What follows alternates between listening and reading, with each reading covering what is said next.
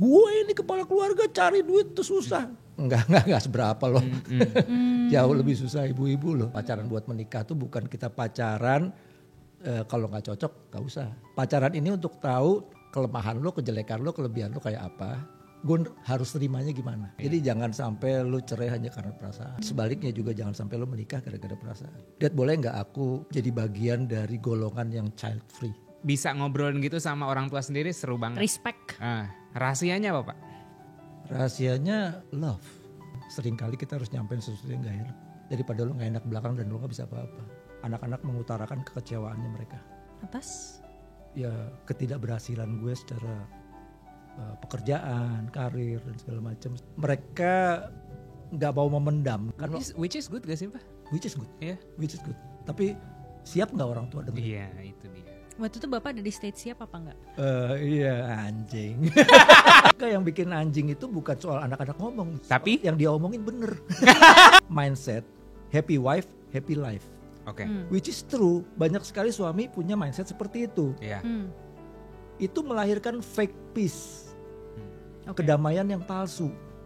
Kesannya gak berantem. Cuman karena lo nahan diri aja. Karena lo mendem aja.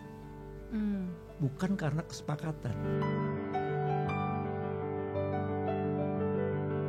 Ada masa di hidup seorang pria di mana dunia terasa sepi. Di saat memproses emosi dari peristiwa kehilangan dan tentang rasa kesepian yang diam-diam dialami banyak pria. Specifically, secara spesifik, ketika istri yang selama ini jadi teman hidup tiba-tiba pergi untuk selamanya. Dan kamu tetap harus berdiri, bukan cuma sebagai laki-laki, tapi sebagai ayah. Hari ini kita kedatangan sosok pria yang pernah menjalani itu semua. Seorang single dad yang membesarkan anaknya seorang diri selama lebih dari 10 tahun. Seorang coach yang kini membimbing orang lain untuk menghadapi luka, kesepian, dan dinamika menjadi orang tua. Buat kamu yang gak punya sosok ayah atau mau lebih mengerti sosok ayahmu sekarang, dan untuk kamu yang tumbuh diajarkan untuk kuat tapi gak tahu harus cerita ke siapa, episode ini buat kamu. Menjadi pria yang kuat bukan berarti harus memendam semua rasa. Because it's easy to be hard, but hard to be gentle. Selamat datang Pak Aris Artadi. Welcome. Selamat sore, selamat datang. Ini Selamat datang juga. Iya, selamat datang juga. Kalau mungkin nanti pas diupload, kita ngupload Bang Dame dulu di episode berikutnya yang inspirasiku untuk lebih artikulatif dan anggun. Pak Aris ini inspirasiku untuk lebih begajulan dan bertanggung jawab. Interesting. Iya, mungkin ini Jadi gue sambil membayangkan kamu di usia 60 kayak begini. kayaknya gitu ya. gini Oke, sih, oke. kayaknya Please, gini. Gitu. Kita mau ngobrol kayak nongkrong aja di warung kopi aja sih sebenarnya Pak Aris gitu. Thank you udah mampir. Namun sebelum itu untuk kamu yang mau dapat giveaway ebook dari Pak Aris Artadi. Jadi Pak Aris ini bikin ebook tentang Welcome to the Club. Jadi welcome to the club. Isinya ada paket ebook, ada 4 ebook yang menggambarkan perjalanan dari kamu jomblo, nyari pasangan yang tepat sampai nanti menikah dan mungkin jadi orang tua.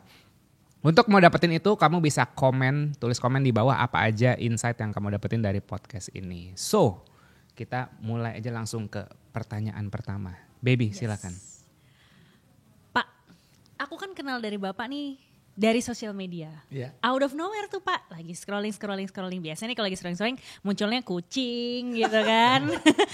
Fit gue begitu tuh Pak, kucing. Kalau enggak ntar orang yang ngomongin relationship gitu-gitu. Terus tiba-tiba ada someone talking about grey divorce dan rambutnya udah grey gitu kan. Terus gue kayak, oh it's interesting gitu. Aku selami profilnya Bapak dan aku jadi penasaran sebenarnya. Karena aku lihat gini, kayak Bapak banyak cerita, Bapak banyak wisdom. Begitu juga dengan anak Bapak bertanya pada Bapak gitu kan. Jadi boleh gak sih Pak bagikan cerita tentang peristiwa kehidupan yang paling signifikan dalam hidup Bapak sehingga merubah haluan hidup hingga ke titik saat ini nih Pak? Kalau ditanya adalah peristiwa yang paling signifikan merubah kehidupan saya ya pada saat 2012 istri saya meninggal. Itu totally different lah. Ya pasti totally different karena kan namanya menikah ya dua jadi satu, ya kan? Di mana-mana dua jadi satu. Jadi saya sering bilang sama anak-anak kalau udah menikah tuh nggak ada lagi ini uang saya, ini uang kamu, yang ada uang kita. Ini anak saya, ini anak kamu, enggak, ini anak kita. Jadi satu. Nah begitu dua jadi satu, lalu suddenly yang satu nggak ada. Itu rasanya kayak saya cerita di YouTube itu kayak kita hidup dengan satu paru-paru, satu jantung, paru jantung gitu ya. Jadi banyak sekali kekosongan gitu loh. Jadi itu lumayan shocking. Terus saya berarti juga harus berfungsi sebagai ibu buat anak-anak saya, which is what gitu loh. Ya kan, apalagi yang anak perempuannya saya harus pikirin emosi dia, hormonnya waktu mens atau segala macam, ini harus gimana. Dan awal-awalnya banyak sekali salahnya lah gitu loh ya. Terus kalau sakit, yang anak cowok tuh sebetulnya mesti gimana gitu. Karena selama ini saya sangat kerja keras sekali sehingga urusan anak-anak tuh dipegang ibunya. Dan umumnya kan biasanya kan pasangan-pasangan kayak gitu kan. Nah sehingga akhirnya begitu ibunya nggak ada, saya harus ambil alih itu, plus ambil alih juga urusan yang kelihatannya sepele ya, yaitu makan. Wih lucu nih. Menu. Gila lu, asli gila. Ya mau maksudnya tinggal buka GoFood, tapi lu untuk mikir makan apa, itu butuh decision making. Decision making dan ini orang doyannya apa gitu ya. Iya, dan ini kan everyday, masa mau itu melulu makannya. Iya kan, patternnya atau seminggu ini besok diulang lagi seminggu, kan gue harus mikirin gizinya anak-anak segala macem. Makanya sejak istri meninggal tuh mengubah gue juga perspektif terhadap seorang ibu ya, seorang istri gitu ya. Mereka tuh jauh lebih berat loh dibandingin kita cari duit. Jadi jangan pernah deh buat yang bapak-bapak tuh, gue ini kepala keluarga cari duit tuh susah. Enggak seberapa loh. Jauh lebih susah ibu-ibu loh. Setelah gue coba ambil alih ya, apa yang menjadi kewajibannya dia. Susah banget, berat banget. Menarik nih, dari hal yang sesimpel milih makanan sehari-hari aja udah nguras energi banget gitu kan. Dan padahal bukan masak loh. Iya. Baru beli. Beda sama sekarang saya masak. Saya masak semua. Tapi juga untuk mikirin menunya itu loh. Karena di breakdown lagi, menu buat hari ini makan 3 kali, anaknya berapa, harus belanja dari sebelumnya, bawangnya masih ada apa enggak gitu kan ya. Iya. Jadi begitu mau masak, bawang putih habis. Iya. Harus kreatif jadinya, gak ada bawang putih jadi gimana nih. Iya, gitu. Bumbunya ada yang gak ada, gantinya apa, kita googling dulu ya kan. Kalau ibu-ibu mungkin refleksnya cepet ya, gak ada ini ganti ini gitu kan.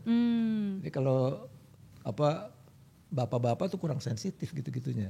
Oke. Tapi bukan berarti nggak bisa, banyak chef juga cowok kan ya. Saya juga dulu sekolah perhotelan kan di food production, di kitchen juga. Gitu. Tapi di sana kan diajarin bagaimana cara masak, bukan creativity dalam hal menu dan segala macam kan gitu. Household management gitu kan beda lagi ya. Jauh.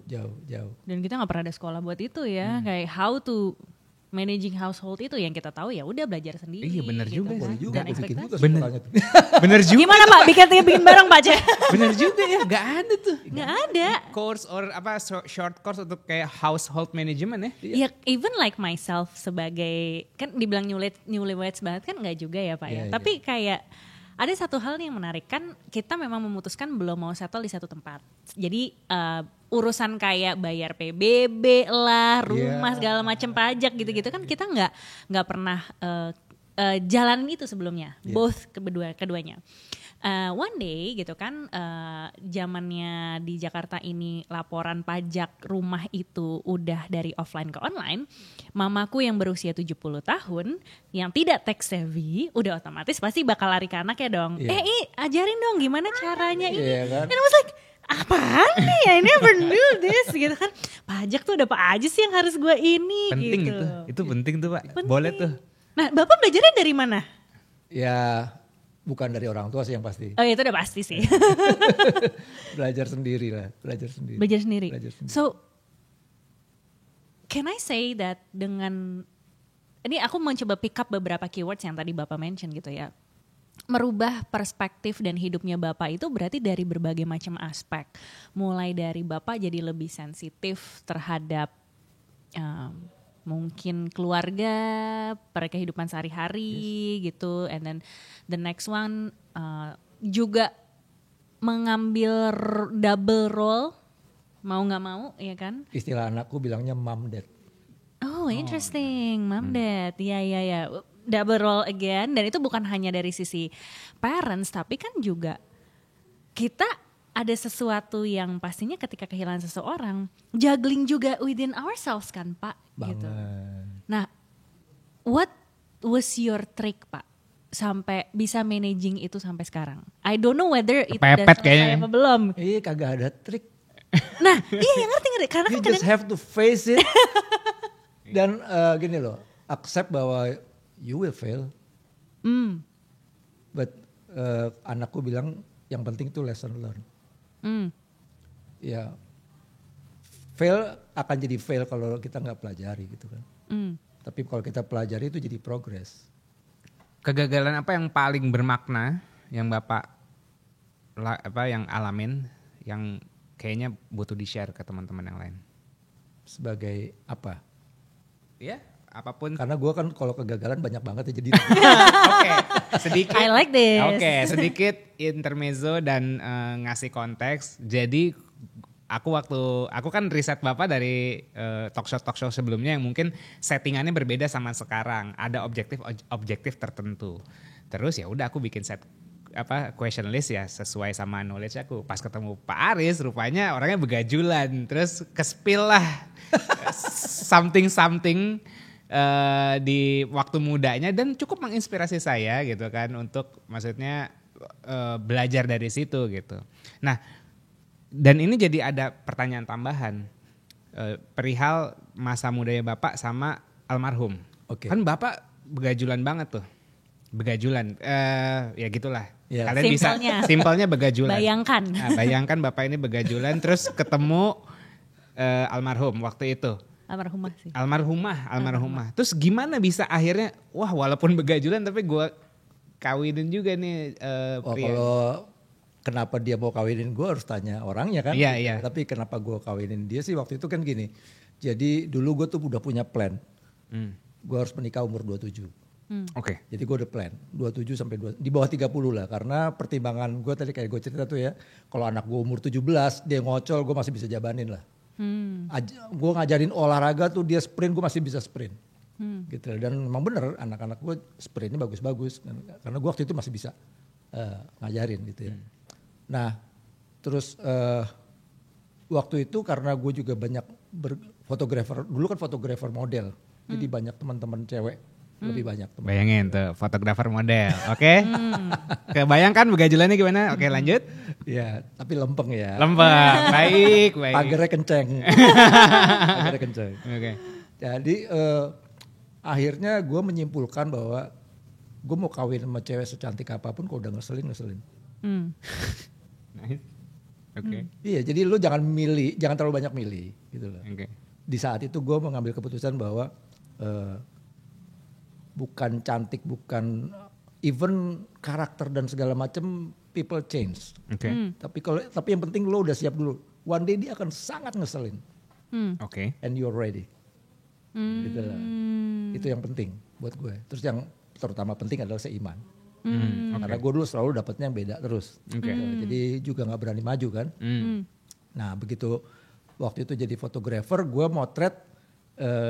Ini agak mundur sedikit ya. Iya. Gue dapet job motret Bankers Club. Oke. Untuk mereka punya raker. Oke. Ya. Nah kebetulan waktu itu pacar gue itu sebelum jadi pacar dia kerja di bank, salah satu bank. Oke. Nah terus gue diminta untuk dokumentasi kan. Begitu rapartnya mulai kan harus keluar kita yang bukan karyawan. Termasuk dia karena dia yang jaga di depan gitu loh. Gue karena terlalu sering udah ketemu cewek yang cantik-cantik, ya ngelihat dia ya cantik. Sesimpel itu doang. Sesimpel itu doang. Dan judes minta ampun. Judes ditegur, disapa dia cuma gitu doang. Oke. Kayaknya dia udah ngebaca lah playboy lo. Oke. Rasanya gue langsung sialan kan gitu kan. Terus sampai sesi makan. Begitu makan siang, gue nggak lagi nyari, cuman kebetulan mata gue lihat dia dan dia sedang berdoa. Nice. This is it, nah, gitu loh. Udah abis itu gue tanya kakak gue, kebetulan kakak gue salah satu direktur di bank itu juga, kenal nggak? Wah, oh itu Kristen, ya, oh ya udah gue dengan segala mantranya gue. Dan segala jurus-jurus. Yoi, keluarin semua Dan jurus-jurus. dia karena judes karena dia taunya gue Muslim kan, kakak gue Muslim. Oke. Jadi dia juga membatasi. Betul. Jadi bukan karena agama, Oke. tapi gue mendingan batasin lah gitu. Begitu gue main ke rumahnya masih judes nih, moodnya nih. Pas bulan Desember pasang pohon Natal kan. Gue cuma nanya siapa yang pasang pohon Natal kalau di sini gitu. Ya aku sama ponakan-ponakan. Oh kalau di rumah aku sendiri. Begitu dia tahu gue Kristen beda. Oke. Gitu. Kenapa nggak dari awal ngomongnya? Eh, Kurang greget gitu permainannya. Nggak tahu. Gue kalau ditanya kenapa nggak tahu. Oke. Gitu. Karena dia emang susah diajak ngomong sih waktu itu. Gitu. Nah, Dan wajar juga sih. Sorry, please. nah sejak itu dia jadi mulai lebih akrab dan kita bisa saling mengenal dan kita open. Oke, ini kita pacaran buat menikah ya. Di awal ngomong kayak gitu? Yes. Nice. Jadi what's the difference? Nah, kita sepakati. Gitu loh. Pacaran buat menikah tuh bukan kita pacaran kalau nggak cocok nggak usah. Bukan. Kita udah pasti menikah. Namanya pacaran untuk menikah. Kita udah menikah. Pacaran ini untuk tahu kelemahan lo, kejelekan lo, kelebihan lo kayak apa. Gue harus terimanya gimana. Demikian juga sebaliknya. Gitu. Itu pacaran buat menikah. Itu yang gue ajarin juga ke anak-anak. Berapa lama tuh Pak pacaran untuk menikahnya? Ya setahun itu juga gara-gara disuruh mundur sama bokap gue. Lu kalau pacaran gak pernah nyampe setahun lu, setahun dulu deh. Oh, interesting. Baru boleh merit gitu. Tapi kalau di, correct me if I'm wrong ya Pak ya, di Kristen tuh bukannya ada kayak semacam sekolah persiapan nikah? Oh iya ada. Nah waktu itu berarti jalanin Katekisasi. itu juga? Iyalah harus. Ah. Tapi kan sebelum kesana juga perlu ngelakuin itu sendiri berdua kan? Katekisasi pernikahan itu pada saat kita sudah mulai mengajukan permohonan pemberkatan nikah ke gereja. Oke. Baru diberikan syarat harus ikuti itu dulu. Tapi sebelum itu antara saya dengan dia dan keluarga udah sepakat dulu kita udah mau menikah. Berarti nggak bisa ngandelin sekolah itu kan cuman sekedar kayak, Sayangnya nggak bisa. iya kan? Nggak bisa banget. Nanti gue akan cerita juga deh. Sekarang, Oh, please. Iya, Kenapa? sekarang aja. Kenapa nggak bisa? Mana-mana nggak bisa ya gini. Waktu itu gue diminta jadi narasumber Kick Andy, co-host-nya itu kebetulan ketua SPIN, Single Parent Indonesia. Oke. Oh. Lalu kita ngobrol tuh di ruang rias, Oke. ya kan? Kenapa perceraian, KDRT segala macam begitu tinggi, ya?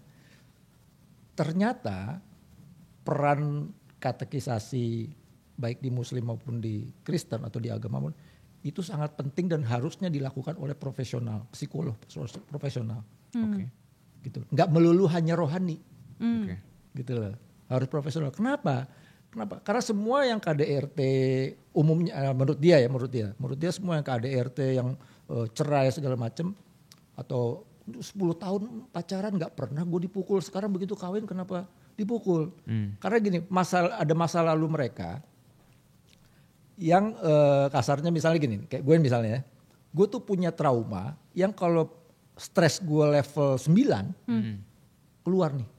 Oke. Gitu loh misalnya contohnya. Nah itu gue pun nggak tahu. Harusnya si profesional yang bisa baca. Kamu level 9 loh. Sama yang perempuan kamu level 5 loh. Gitu. Jadi dua-dua tahu kamu jangan jadi pemicu dia di level 9. Kamu jangan jadi pemicu dia di level 5. Selama itu kamu jaga aman. Gitu loh. Oke. Nah itu kan harus profesional. Benar. Psikolog profesional. Bukan sekedar ngasih wejangan nikah yang Iya. kan ya kurang praktikal ya. Rata-rata orang nggak akan dengerin juga. Iya sih. Karena yang ngasih juga basa-basi banget formalitas. Gitu loh. Apalagi kalau kadang-kadang kan ayat sekian di Alkitab mengatakan Kadang-kadang orang waktu itu kan Ya udahlah. Relevansinya apa gitu. iya, nah itu jadi perlu orang yang memang punya kompeten secara profesional untuk menjelaskan sisi psikolog. Sama seperti ini kesehatan, ya kan? Kan belakangan nggak tahu mulai tahun berapa tuh mulai harus diperiksa apakah ada HIV ataukah ada apa. Iya.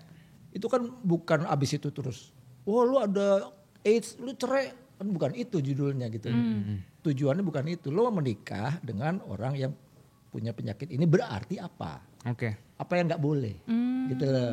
Iya. Jadi tahu barrier-barriernya. Si pasangan tidak menjadi pemicu. Gitu loh. Dalam hal pride-nya mungkin juga mesti dijaga, perasaan emosinya mesti dijaga. Dia jadi tahu gitu. Karena misalnya gue nggak tahu misalnya pasangan gue nih dulu katakanlah misalnya pernah diperkosa gitu ya. Terus gue dengan santai cerita gila tuh cewek diperkosa. Blang. Terus gue kaget kan, kenapa lo? Gitu loh. Iya kan? Aku mau menggali lagi dong, maksudnya ini bagus banget sih pacaran untuk menikah ini Iya, gitu. iya, iya. Apa yang Pak Aris dapetin dari perjalanan itu? Misalnya, oke, kita udah komitmen pacaran untuk menikah, terus selama itu tuh ngapain aja sih? Ya lebih banyak mengajak keterbukaan. Oke. Yang pasti. Jadi pertama mengajak keterbukaan. Jadi saling terbuka. Kedua selalu always buat kesepakatan. Rules of the game of Yes, relationship ya. Oke, lo begini berarti gue kalau begini gimana? Oh iya oke sip, sepakat ya. Sip. Oh gue begini, nanti dia juga gitu. Oh berarti itu loh. Kayak strategi gitu ya Pak jadinya ya? Ya iyalah, yang bikin gara-gara kan selalu gituan. Hmm. Gue kira sih emang belum pernah ngobrol gitu. Benar, Jadi yang DM konsul ke gue itu juga Pak Dad gimana nih kalau suamiku begini. Loh emang dulu gak diomongin? Ternyata enggak. Ternyata enggak, rata-rata gak ngomongin. Jadi makanya gue bikin ebook itu kan, menikah itu pilihan atau perasaan. Ternyata banyak kan yang perasaan. Iya. Oh iya. Bukan pilihan. When you choose something you have to know what you choose. Itulah. Harus tahu persis siapa yang lo pilih. Oh zaman dulu bilang kan bibit bebet bobot. Ya. Kayak gitulah kira-kira. Pak, Bapak kan kalau aku lihat orangnya rasional. Tapi kan dalam pernikahan dan dalam relationship pasti ada dong namanya cinta dan perasaan. Ya dong. Gitu kan. Nah, apa sih Pak wisdomnya Bapak nih terutama waktu proses pengenalan itu gitu kan. Seperti yang tadi Bapak bilang gitu. Ada orang yang mungkin just because of rasanya gue nyambung, rasanya gue nyaman habis menikah. Tapi kan it's not that easy kan Pak gitu. Namanya rumah tangga kan pasti more than that. Nah apa sih Pak gitu maksudnya tipsnya Bapak untuk kita bisa membalance I would say logika dan perasaan itu mulai dari sebelum pernikahan gitu. Maksudnya kayak apa yang Bapak cocokin mungkin waktu itu in terms of perasaan ada nggak Tadi sih? kan kayaknya rules of the game tuh terdengar rasional sekali, Iya, transaksional. Tapi dari segi emosional tuh gimana sih? Sebetulnya memang seperti itu. Disepakati juga, lagi-lagi disepakati rasional lagi. Bahwa emosional itu gak pernah steady. Oke. Benar. Sementara rasional itu ya lu sampai kapanpun lu gue pukul balas kan. Iya. Rasional kan gitu. Bukan perasaan gitu.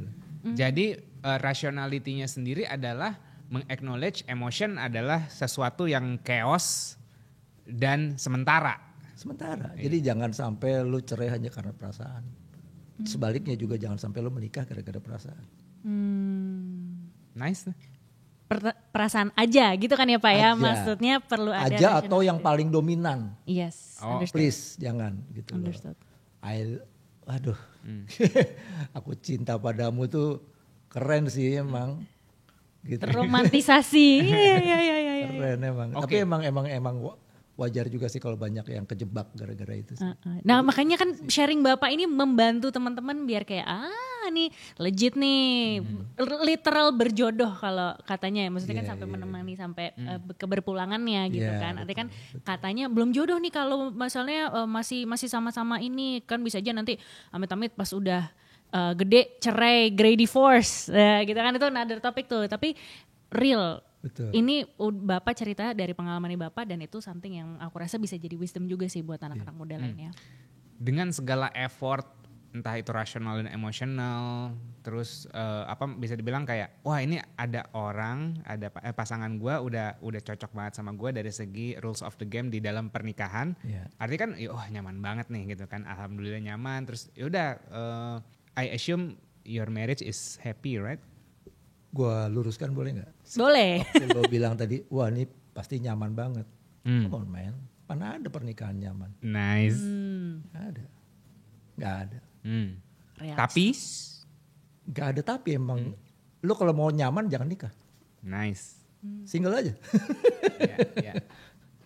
Serius. Jadi kalau buat teman-teman yang mau menikah atau anak-anak yang mau menikah, mau ditanya jangan menikah itu bukan cari nyaman. Menikah itu kewajiban kita gitu loh. Kita diciptakan untuk menikah. One day anak gue tanya,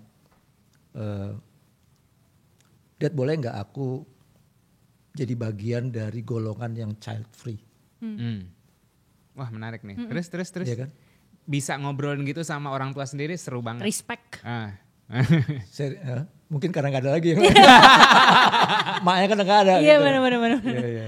Ya terus gue bilang gini, nggak bisa. Kenapa? Gitu loh. Ya karena tujuan Tuhan menciptakan kita untuk beranak cucu.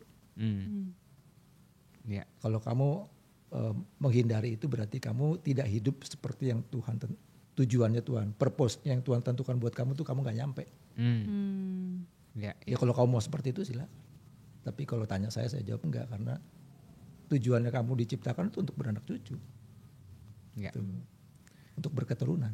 Yang aku lihat sini sih beyond ini ya, melampaui sekedar kayak boleh punya anak atau nggak punya anak. Yang aku lihat di sini adalah gini, manajemen batasan dan kebebasan antara orang tua dan anak. Satu, anak bisa ngomong gitu aja sama bapaknya itu udah one of a kind. Yeah. Kayak ini kan hard conversation. Kebanyakan anak atau orang tua nggak siap dengan conversation ini. Yep. Terus dua, bapak bisa bebas mengutarakan pendapat dan value dan positioning bahwa gue sih enggak. Tapi kalau lu mau terserah, tapi ngerti gak? Iya. Ada batasan tapi ada kebebasan juga. Tapi ngasih tahu batasannya di mana dan prinsip-prinsip bapak gitu kan. Nah itu tuh sulit tahu di achieve di orang bisa nyampe level situ. Rahasianya apa Pak? Rahasianya love. Lo gak pengen anak lo hancur kan? Sering kali bukan kadang ya, sering kali kita harus nyampein sesuatu yang gak enak. Daripada lo gak enak belakang dan lo gak bisa apa-apa. I've been there gitu loh. Dimana istri gue sakit dan gue gak bisa apa-apa. Sucks banget gitu loh. Nah, gue gak pengen kayak gitu. One day gue ngeliat rumah tangga anak gue hancur misalnya. Atau mereka jadi pribadi yang tidak seperti yang seharusnya. Dan gue gak bisa apa-apa. Itu gak enak. Lebih baik kalau sampai amit-amit. Tapi kalau sampai itu terjadi bukan karena gue aja. Karena gue udah kasih tahu semua ya. Iya. Itu emang pilihan lo. Konsekuen aja pilihan lo. Jadi gak main salah-salahan jadinya. Karena pernah ada masanya di mana anak-anak komplain. Ayah gak pernah ngasih tahu sih. Oke. Oh gitu. Gue kasih tahu nih mulai sekarang. Oh gitu. Itu umur berapa tuh? Iya kan dia biasa lah kalau masa-masa emang. Gue bilang tadi kan di bawah 20 tuh biasanya mereka selalu tahu tapi cari someone to blame. Dan paling enak tuh ngeblame orang tua kan. Iya. Gitu. Daddy gak pernah ngomong begitu. Pernah? Enggak pernah sih. Ya oke, mulai sekarang ya. Gue rasa dicatat tuh sama Pak Aris gitu ya, ada di kulkas. Setiap tanggal segini gue ngomong tanggal berapa ayo gitu. Ya tapi prinsipnya ya kayak gitu. Yang lo bilang tadi tuh adalah ketegasan perlu ada. Iya. Caranya terserah. Metodenya terserah. Tapi tegas bahwa iya, enggak. Itu perlu. Yang gue bilang tadi kan bukan boleh, tidak boleh. Yes. Gitu loh. Tapi kalau tanya ayah gak suka begitu. Tapi kalau kamu mau seperti itu, ini lo akibatnya, tanggung sendiri. Yes. That's so mature. Iya. Jadi aku kasih prinsip waktu itu ke anak gue waktu pada saat dia mulai bekerja ya. Karena dia kerja di hotel kan. Wah hotel itu menurut gue tuh lumayan inilah. tamu yang datang kan beraneka ragam ya. Jadi gue bilang gini, make sure kalau ada mistake bukan gara-gara lu. Itu aja lah. Karena dia waktu itu dapat SP gitu kan. Gini aja dulu, mulai sekarang make sure kalau ada kesalahan bukan gara-gara lu aja. Lebih baik lo dihukum karena satu tim. Tapi bukan satu tim dihukum gara-gara lu. Gitu.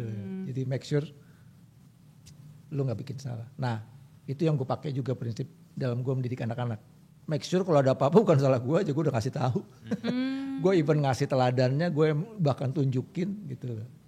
Jadi bukan cuma ngasih tahu doang, ngasih teori doang, tapi enggak. Bapak nunjukin di aktivitas sehari-hari. Aku berusaha menjadi orang yang hidup dari perkataan gue gitu. Kalau gue bilang gue rajin, gue rajin. Gue bilang gue disiplin, gue disiplin. Gitu.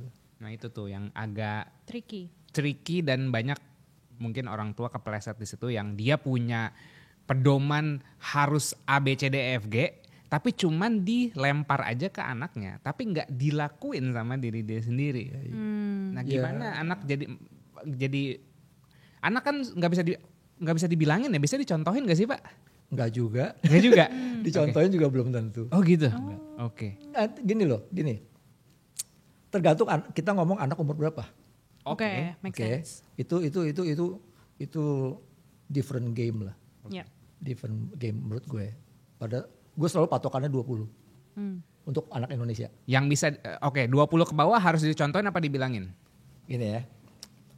Pada saat anak itu TK dan segala macam, decision itu orang tua 80, anak 20. Oke. Sampai dia SD. SMP mulai ini mengecil, ini membesar. Make sense. Oke.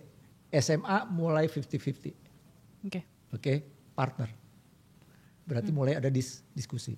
Gitu loh. Begitu dia lulus SMA, dia mulai lu yang mikir, gue kasih tahu iya apa enggak. Jadi mulai dilatih mikir gitu loh. Terus makin lama sehingga akhirnya it's your decision. Oke, jadi gradually ya dari pertama kita yang dominasi decision making, terus lama-lama dia yang dominasi. Yes, gitu. Nah, hubungannya sama pertanyaan lo tadi ngasih teladan atau enggak, ya di situ makin 50-50, makin teladan yang pegang peranan, bukan bacot lo gitu. Iya. Makin teladan lo. Karena mereka makin ngelihat lo ngomong doang atau gimana ya. Yes, lebih sadar kan kayak, wih gue disuruh iya, mereka udah mulai aware kan. Oke, Hub kita berubah studionya. Doesn't matter, yang penting obrolannya, right? Yes. Nah, kita beralih ke mungkin tadi kan ngomongin yang sebelum-sebelumnya pranikah gitu kan. Terus perihal tadi ngomongin anak juga. Nah, pertanyaan gue kan tadi, Bapak kan happy ya, belum tentu ya kan segala macam. Padahal gue mau arahin kayak gimana di saat perasaannya tiba-tiba pasangannya nggak ada gitu kan. Namun happy nggak happy, tapi kan tetap aja kita merasakan kehadiran seseorang di dalam pernikahan, terus tiba-tiba nggak ada. Sebagai laki-laki, ngolah rasa sepi itu mungkin agak tricky. Kadang kalau yang aku lihat manifestasinya itu kadang-kadang addiction, drugs, porn, atau main cewek, segala macam. Padahal sebenarnya dia kesepian, gitu. Nah, gimana cowok-cowok, pria bisa menghadapi kesepian dengan lebih bertanggung jawab? Gue setuju sih karena gue sempet tuh kan gitu. Jadi maksudnya gini, waktu istri gue meninggal, gue langkah pertama adalah gue temuin semua, karena gue nggak tahu mesti nanya sama siapa, kecewa, marah, terus gue mesti ngomong sama siapa gue nggak tahu. Jadi gue kebetulan dulu di Kanisius kan, gue telepon teman-teman Kanisius yang istri yang senasib, artinya bukan divorce, tapi meninggal dan mendadak. Oke. Nyari yang sefrekuensi nih buat bertukar pikiran. Oke. What happened gitu loh setelah itu. Apa yang dari singkat cerita semua bilang lu akan jadi orang gila. Jadi lu siap kalau keputusan lu agak rada-rada gila gitu loh. Tidak normal. Itu normal gitu loh. Jadi tapi berapa lama? Ada yang bilang setahun, ada yang bilang 2 tahun, ada yang bilang 3 tahun. kok nggak ada yang bulanan ya? Oh iya benar. Kan? Oh iya benar. Oke. Jadi artinya itu mereka bilang makanya lo harus accept. Kalau lo agak bakal aneh. Tapi jangan lo ladenin, jadi beda ya. Mentang-mentang di accept, oh berarti boleh dong ya kan, gua pornografi atau segala macam. Bukan kesana poinnya. Poinnya adalah kalau trigger-trigger itu nongol di kepala kita, jangan diladenin. Gitu loh. Gue pernah maksudnya akhirnya gue merasa bodoh sih sebetulnya. Gue jatuh cinta sama seorang cewek yang ternyata umurnya cuma beda setahun sama umur anak gue. Ya marah lah anak gue. Oke. Iya kan? Gue waktu itu rasanya kayak ini, padahal ternyata itu karena kesepian. Kesepian yang begitu ini sampai ibaratnya mematikan rasional gue gitu loh. Ya sekarang sih gue kalau inget malu, nyengir gitu loh, ketawa-tawa aja. Keko banget sih lo. Iya gitu. Jadi bisa terjadi seperti itu. Nah lalu kalau bicara soal apa yang harus dilakukan ya supaya kita mengakomodirnya tuh bisa benar, bisa lempeng. Ya kalau di saya harus back to Bible. Jadi balik ke lo tuh siapa? Oke. Ya. Sebetulnya ada tiga level. Okay. Ya. Waktu gue mengakomodir itu gue ada 3 level. Level yang pertama lo harus tahu where you are. Okay. Gue ini ada di mana. Dari sisi finansial gue kondisinya kayak apa. Dari sisi emosi gue lagi kayak apa. Dari sisi kesehatan gue lagi kayak apa. Semua. Jadi lo lagi ada di mana. Ibaratnya lo mau start. Garis start lo di mana? Jangan lo salah lagi. Gitu loh. Lo pikir lo di situ ya? Enggak, lo masih di sana, di belakang gitu loh. Jadi know where you are. Yang kedua, know who you are. Jadi siapa lo? Jadi kenali diri lo.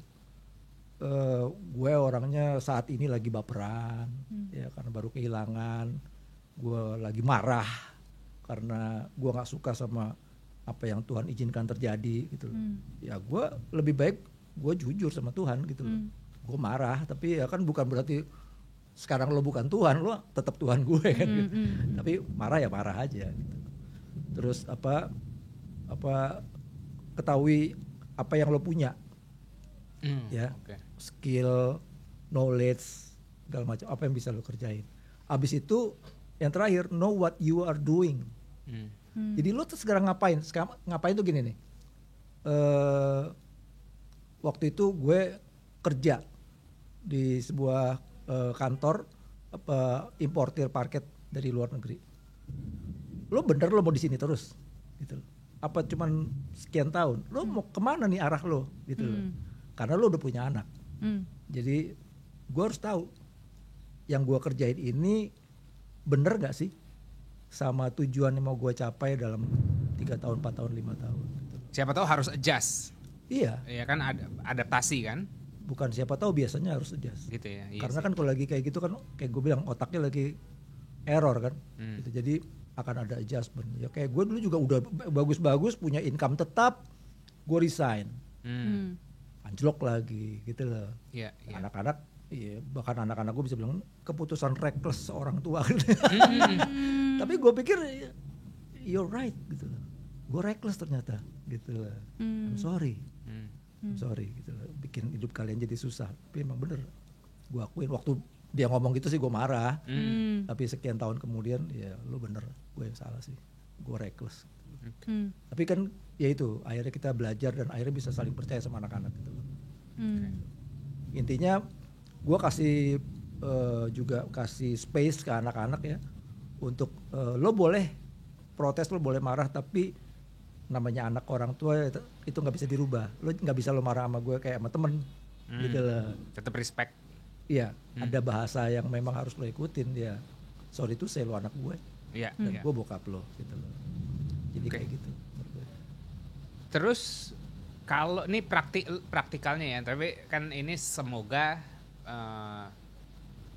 nggak terjadi cepat-cepat gitu kan. Tapi sebagai pria yang mungkin nanti jadi single dad, step awalnya ngapain sih? Kadang-kadang bingung, gue harus ngapain nih gitu. Oh begitu abis meninggal. Iya, Gitu. step sampai akhirnya oke, dari pertama kali ditinggalkan, terus apa yang harus dilakukan, apa yang harus diberesin, terus sampai akhirnya settle kembali. Ya. Terus step awal-awalnya kayak gimana sih setidaknya? Ya ada 3 step. Oke. Ya. Yang pertama get busy. Oke. Get busy. Tapi get busy itu bukan jadi pelarian gitu loh. Ya pokoknya sibukin, akhirnya lo kecapean, exercise sakit, jadi masalah kan. Get busy untuk hal-hal yang produktif. Oke. Hal-hal yang produktif. Waktu itu gue bagaimana supaya produktif, karena gue waktu itu udah mulai konten, gue berusaha bagaimana caranya membuat konten dari kehidupan yang gue dapet gitu loh, memaknai kehidupan gue. Oke. Itu produktif gitu. Terus yang kedua, istri gue pernah nasihatin gue, setiap hari, ya this is very big buat gue, setiap hari Tuhan tuh selalu menyediakan satu kesempatan untuk berbuat baik. Nah, kalau kita fokus, kita lihat responnya kita gimana, gitu loh.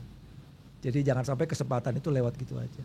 Nah itu membuat, kenapa itu penting di saat-saat kemarin itu membuat gue tuh jadi lebih berharga rasanya gitu. Hidup ini berharga.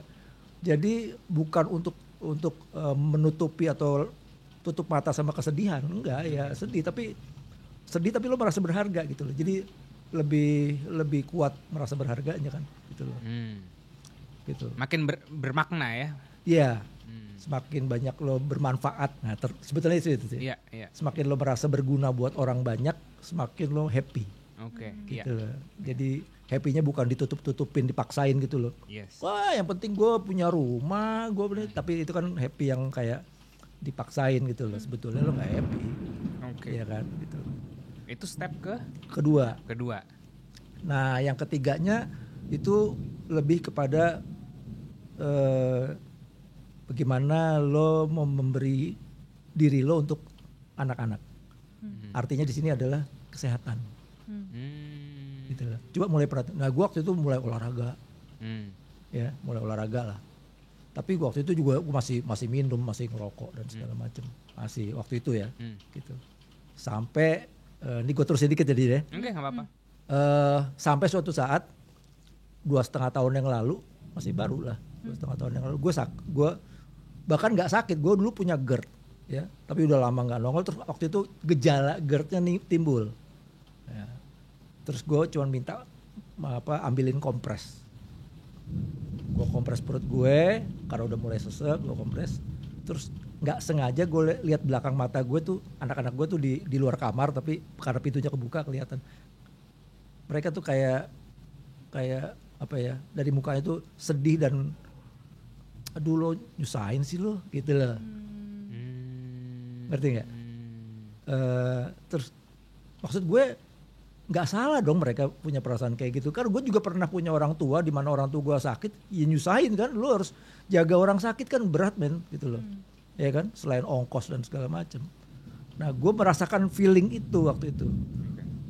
In that time gue make a commitment, gue harus sehat. Jadi semua, gue berhenti ngerokok saat itu juga, gue berhenti minum, gue berhenti semua yang buruk, makanan gue atur yang rapi, gue olahraga almost every day, ya sampai sekarang. Intinya adalah kesehatan.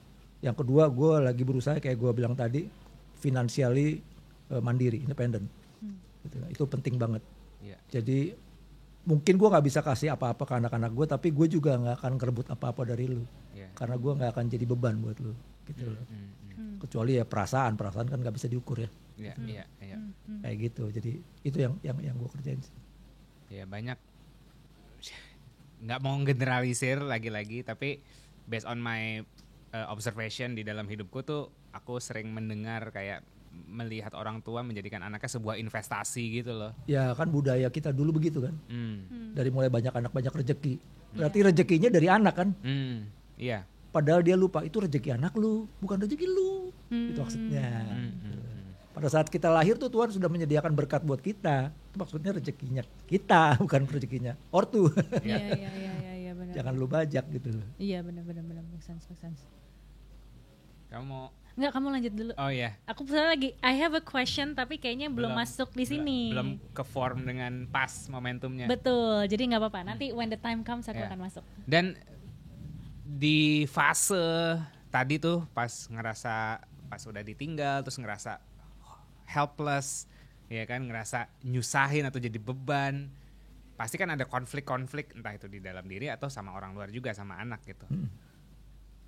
Konflik apa yang paling berat dan meaningful? Kadang-kadang berat nggak meaningful, tapi kan meaning kita yang kasih juga kan ya. Ini bisa meaningful apa nggak?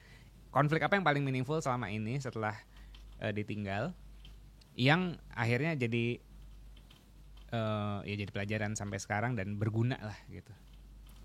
Ya yang paling berasa sih yang tadi ya, yang waktu gue sakit. Itu paling merubah, paling merubah. Tapi sebelum itu ada konflik-konflik di mana anak-anak mengutarakan kekecewaannya mereka, gitu loh. Atas? Ya ketidakberhasilan gue secara pekerjaan, karir dan segala macam, sehingga mereka sekolahnya keganggu dan segala macam, gitu loh. Artinya mereka nggak mau memendam gitu loh. Which is good gak sih Pak? Which is good. Yeah. Which is good. Tapi siap nggak orang tua dengar? Iya, itu dia. Waktu itu Bapak ada di stage siap apa enggak? Shock dong. Iya anjing. Nice. Jangan dipotong. Jangan dipotong ya Adam ya. Oke. Enggak, ya gue orang Jawa men. Iya. Ya elah bokap gue boro-boro, ya kan. Kita nengok aja jeder. Jangan kan jawab, gitu loh. Tapi gue pikir ya itu generasi gue, itu kebudayaan di zaman gue.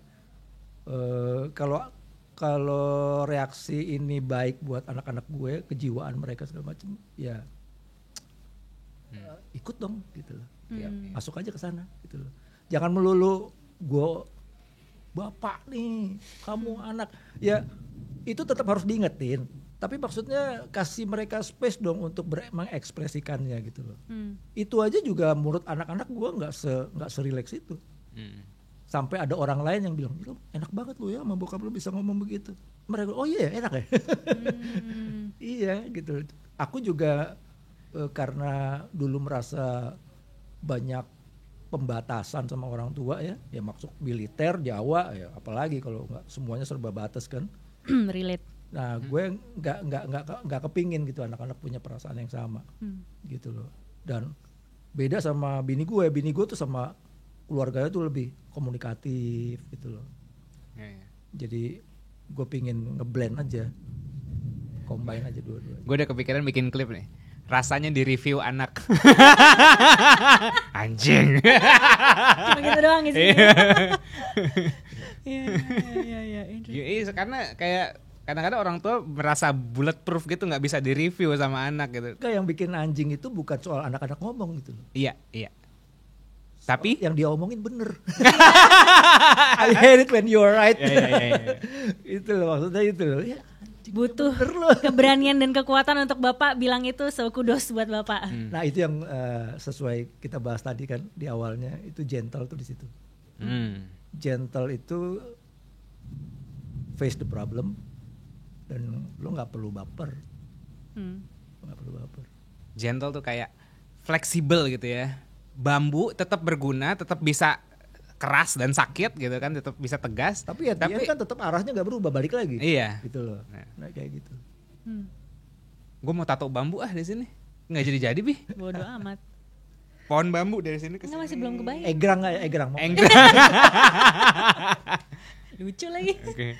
Iya. Gue mau nge-steal konten viralnya Bapak biar gue juga ikutan viral lah. Jadi ada satu konten yang mungkin cukup di misunderstood sama orang-orang, dan di sini mungkin kita bisa gali lebih objektif, nggak yang ke-trigger gimana.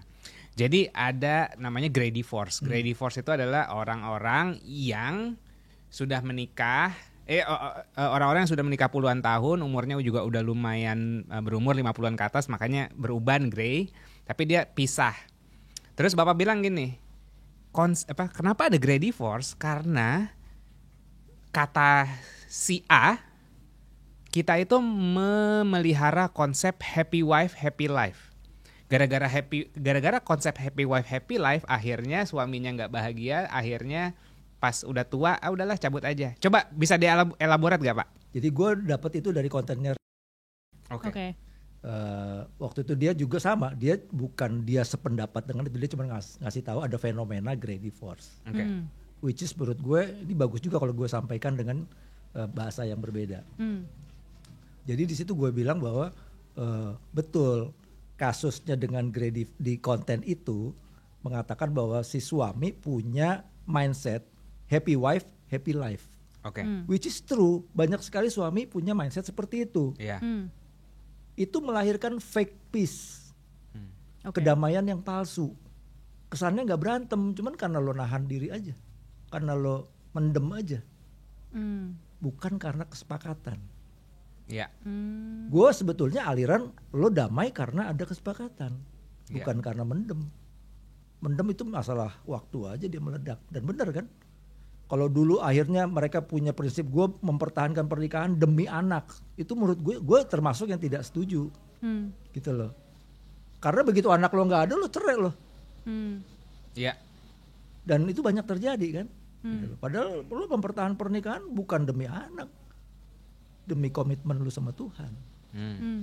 Jadi waktu anak gue nanya, ada juga di konten gue tuh ya, kenapa Dedi udah menikah 21 tahun waktu itu nggak pisah, padahal berantem juga, ribut juga. Ya gue bilang ya karena waktu Dedi menikah mengucapkan janji, Dedi bukan mengucapkan janji kepada mama, tapi Dedi menikah kepada Tuhan. Kenapa? Karena Dedi menikah kepada mama, berjanji sama mama, ukuran Dedi adalah mama. Begitu lo aneh-aneh, gue berarti berhak aneh-aneh. Oh lo selingkuh, gue juga. Oh lo ngocol, gue ngocol. Tapi kalau sama Tuhan dia nggak begitu. Gitu. Dia yang akan mengubah mama kalau sampai mama aneh-aneh. Dia akan mengubah ayah kalau ayah sampai aneh-aneh. Gitu. Jadi prinsip itu yang membuat mama sama ayah berantemnya kayak apapun kita selalu balik lagi bersama. Gitu. Ya. Boleh nggak aku coba bantu bahasain ulang untuk membantu audiens yang mungkin Ketrigger. Atau membantu audiens yang belum terlalu mengerti. Jadi aku mengartikulasikan dari POV lain aja sih Pak. Oke. Apakah berarti bisa dibilang bahwa ada fenomena di mana kita menyalahartikan happy wife happy life sebagai pria itu seakan-akan mengutamakan hanya perasaan istrinya.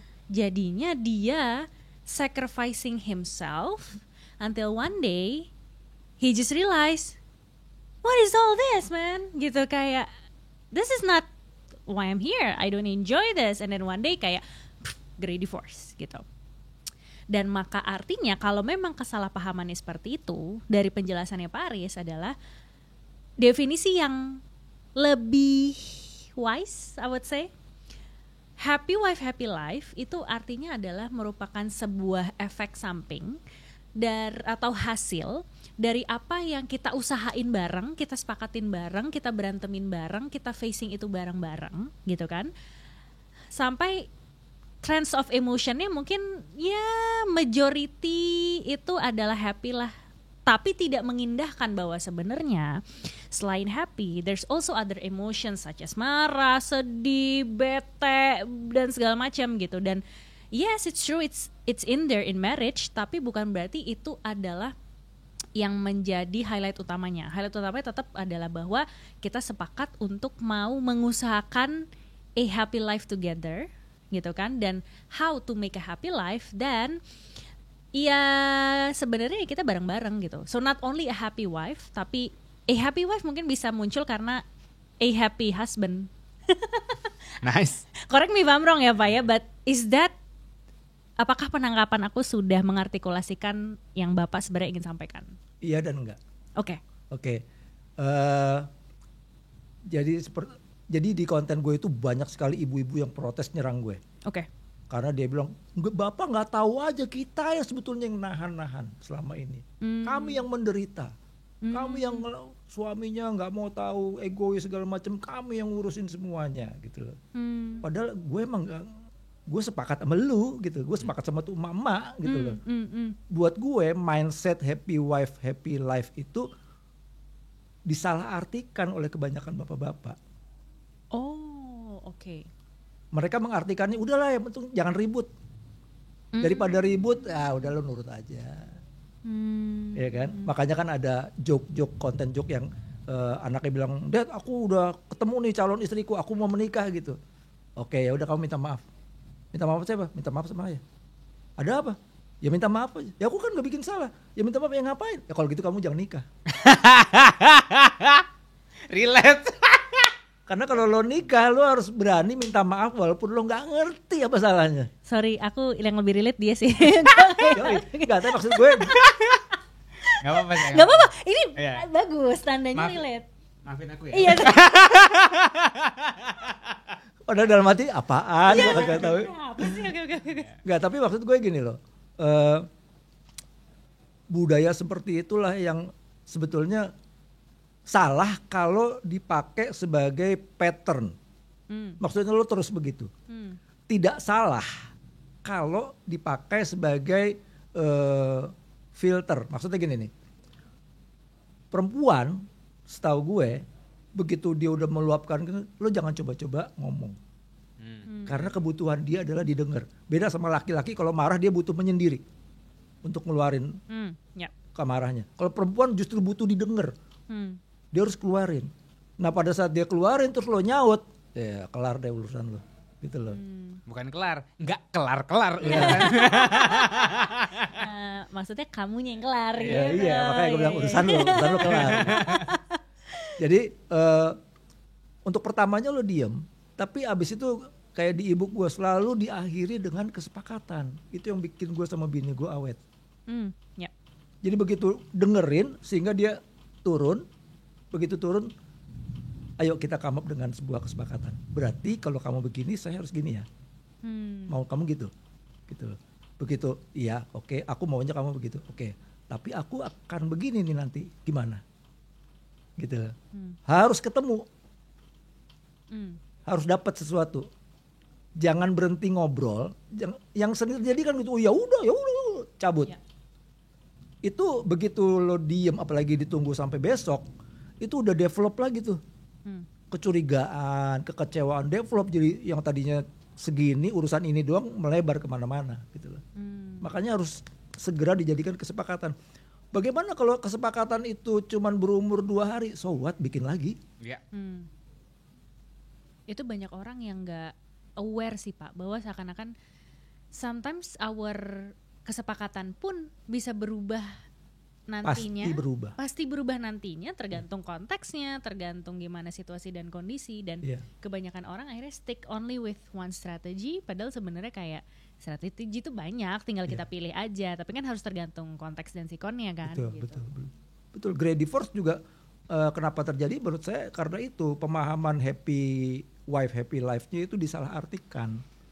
Padahal betul kalau saya bisa membuat istri saya bahagia dengan cara mendengarkan dia, lalu membuat kesepakatan, ya.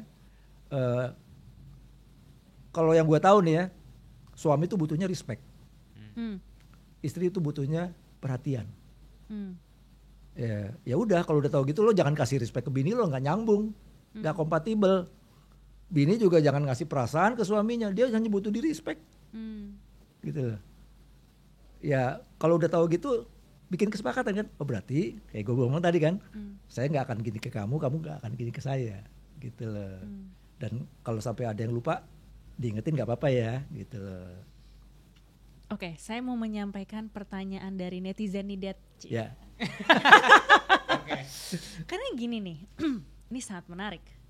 Kita kemarin sempat bikin konten, di mana Yasser bilang, ini potongan klip sebenarnya dari podcast.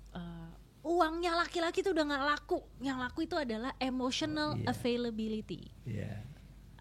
Sebagai wanita yang tidak hanya rasional, maksudnya kayak I'm not really, aku punya sisi rasional tapi aku lebih into emotional. I agree with that. Some of them agree, some of them ada yang kayak enggak lah, yang namanya duit mah masih laku segala macam. Nggak apa-apa, pilihan orang masing-masing, tergantung mereka ada state-nya lagi ada di mana. Nah, yang menarik tuh ada konten-konten soal gini kayak ngomongin soal ego laki-laki. Nah, ketika Bapak tadi ngomongin respect sama ego, gitu kan? Artinya kayak banyak anak-anak muda zaman sekarang tuh kayak, ngapain gue ngalem-ngalem egonya laki-laki gitu kan. Semua orang punya ego, even cewek pun juga kita pasti punya ego gitu kan. Ini yang sering disalahpahami sama orang. Tapi kayak menurut Bapak apa sih bedanya antara ego dan respect tadi gitu kan. Terutama gitu ya, from your POV sebagai pria yang memang sudah jauh lebih dulu lah hidup dari kita. Gimana sih caranya untuk a women bisa respect a man versus mungkin women yang cuma mengalem-alem atau mengelulukan egonya pria gitu. Itu kan soalnya kayak tipis Pak gitu loh, untuk anak muda nih membedakan antara kayak nurutin egonya suami atau emang mau respect gitu. What do you think Pak?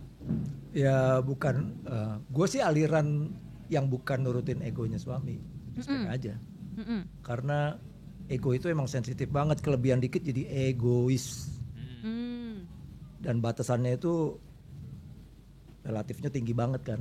Tiap orang beda-beda gitu loh. Tapi makanya gue gak mau nyentuh kata ego. Yang gue nyentuh adalah respect aja. Respect berarti urusannya apa? Achievement kan. Gimana tuh Pak? Ya laki-laki provider. Ya achievement lo dalam hal provider gimana? Itu satu. Ya kan?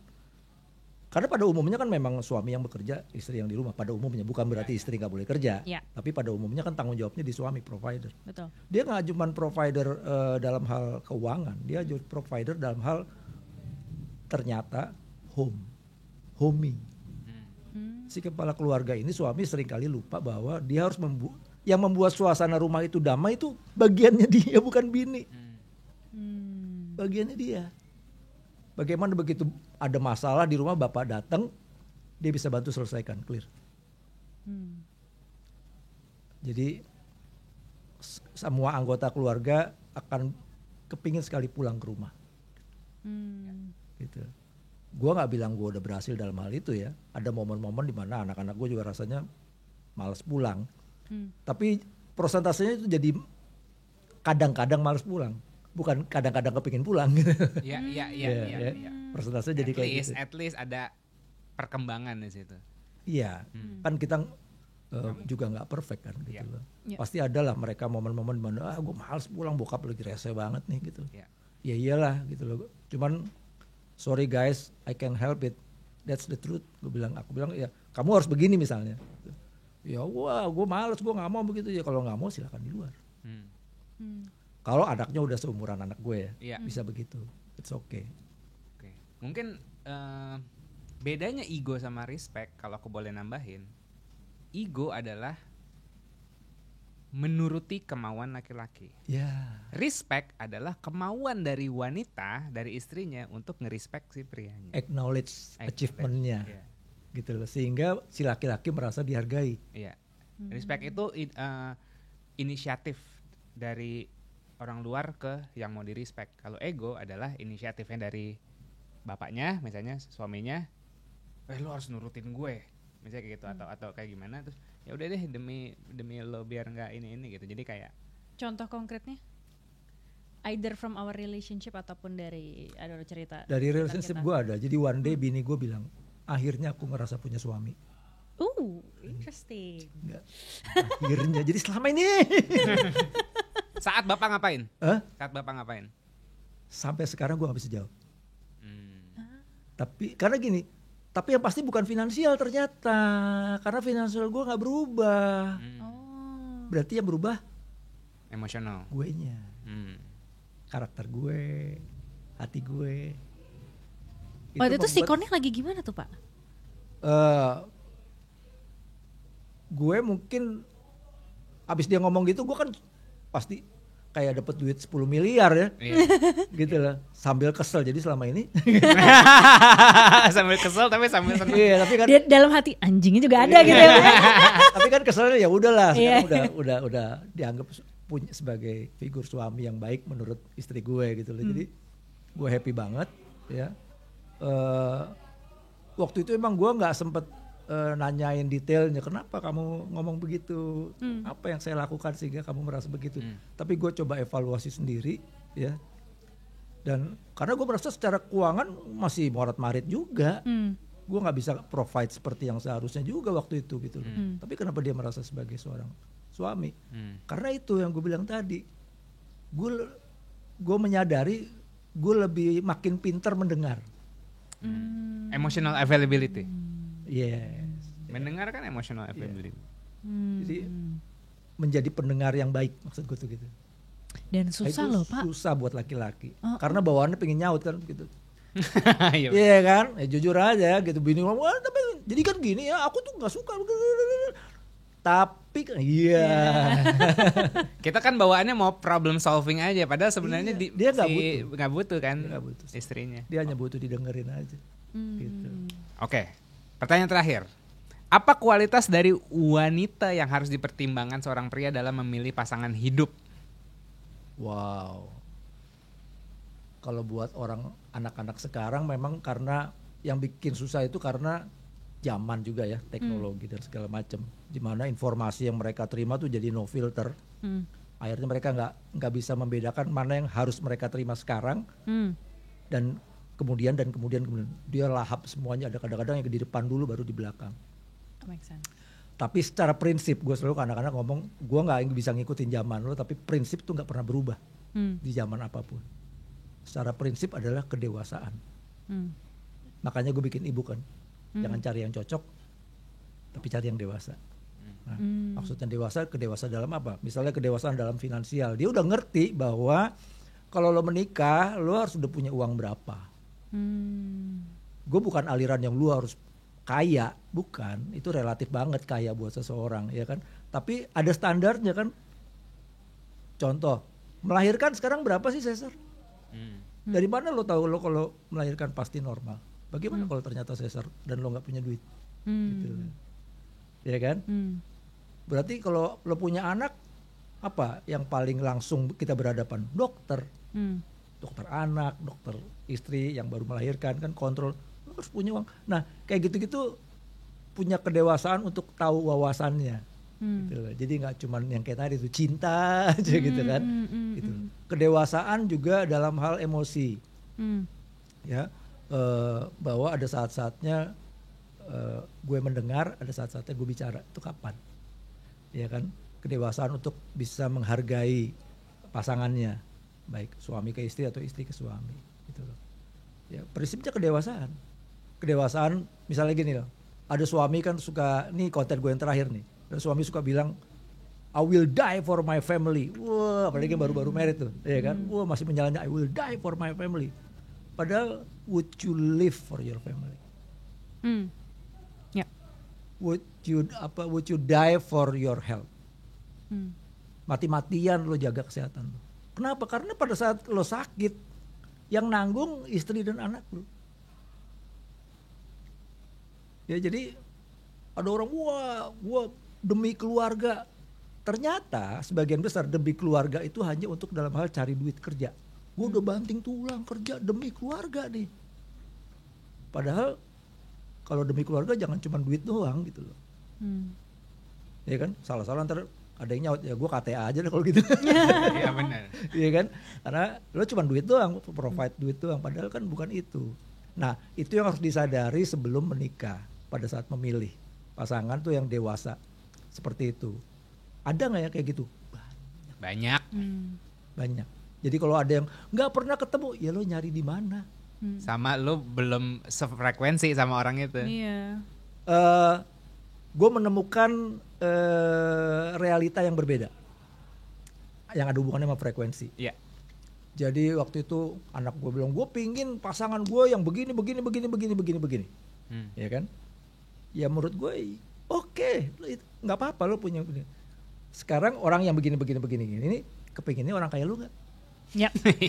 Good question Pak. Kalau enggak, ya lu harus jadi orang kayak dia. Marketing lah. Yes. Ya kan, lo pingin beli Mercy, supaya punya Mercy, lo harus jadi orang kayak apa? Ya kan, lo pendapatannya juga rendah, apa orangnya nggak apik, ya mobil Eropa nggak apik ya jebol. Ya kan, Mercy itu sebetulnya buat dibawa elegan. Kalau lo nyupirnya yang kayak gitu ya nggak matching lo dapet Mercy gitu loh. Sama pasangan juga gitu. Harus pada saat dia tidak memposisikan dirinya, frekuensi yang dia tabur itu mengundang orang-orang yang tidak seperti dia pinginkan. Tapi sebetulnya orang-orang yang datang sama lu nih sekarang, asal lu tahu aja, itu frekuensi yang lu tabur dari siapa lu. Lu nggak suka change, gitu. Lu nggak suka change. Nice. Menjadi cinta sejati. Iya, bukan mencari. Yes, bukan hanya mencari, tapi menjadi dulu gitu ya Pak ya. Yes. Mantap. Oke. So, aku mau ngingetin sekali lagi buat yang mau dapetin ebook, Yes. paket ebook dari Pak Aris, ini penting banget sih buat kalian. Yang mau jadi dewasa, ingat ya, bukan cuma cocok tapi dewasa. Welcome to the club, our club. Gue udah masuk klub lo gak nih Pak? Iya, club marriage kan. Iya. Oh iya. Benar. Nah, tulis insight apa yang kamu dapetin di podcast ini. Terus itu sangat berarti buat kita karena buat kita dapat feedback, buat channel ini juga berkembang dan bisa ngundang narasumber-narasumber yang kece-kece yang lainnya. Oke, sebelum kita tutup, ada something yang orang harus tahu dari Bapak, silakan diobrolin ke sini. Ya. Akhirnya dalam hal pernikahan orang sering nanya, jadi what is love? Ya menurut gue, love is giving. Dan giving tanpa takut harus kekurangan atau kehabisan. Karena kita memberi dari sumber yang berkelimpahan. Makanya orang menikah, mencintai, itu harus dua orang yang sudah merasa utuh, merasa lengkap, merasa kelimpahan. Bukan saling melengkapi. Karena judulnya adalah giving. Loving is giving. Gitu. Makanya true love itu selalu aku cinta walau, bukan kalau. Nice. Walaupun Walau. kamu ngeselin. Iya. I love you. Oh iya, oke. I love you walau, bukan I love you kalau. Nice. Ih, lucu banget. Penutup yang apik. Semoga bisa jadi inspirasi buat teman-teman. So, terima kasih Pak Yes. sudah hadir di sini. Terima kasih Sama-sama. Pak Aris. Yang pasti ini bukan terakhir kali kita ngobrol. Iya kalau dong, iya dirimu dong. ke Bali atau kita ke Jakarta, kita ngobrol-ngobrol lagi. Siap. Teman-teman juga jangan lupa subscribe, komen, dan share ke teman-teman lainnya. Thank you. Sampai ketemu di Sapio Pato berikutnya. Bye-bye.